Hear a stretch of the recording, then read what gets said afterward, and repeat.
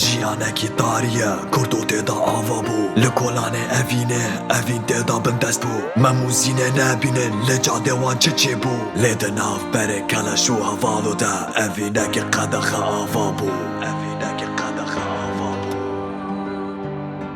Tarî kirin gerê spî rengê spî nemaye Bokaro ceva îro navxwînê da winda ye Bandike ye di nalê lê çavê jînê kor bûye Ev ne dengê ava ye ev dengê kumkujiya ye Berê kanî eşk bibe hevalo bixwîne av da ye Soz da ye ji bo kanî can da ye Laşê zarok şewirdan din lê hevalo tolê wayî hil da ye Bibû laş di nav repê yadê da li kobanê Yadê di nalê kesek dengê wayê nabîsê Heval di mewzî da ye gulîka li wan davêjê Giyana xwe qurba kir hêzdira ji çavên yadê naxwazê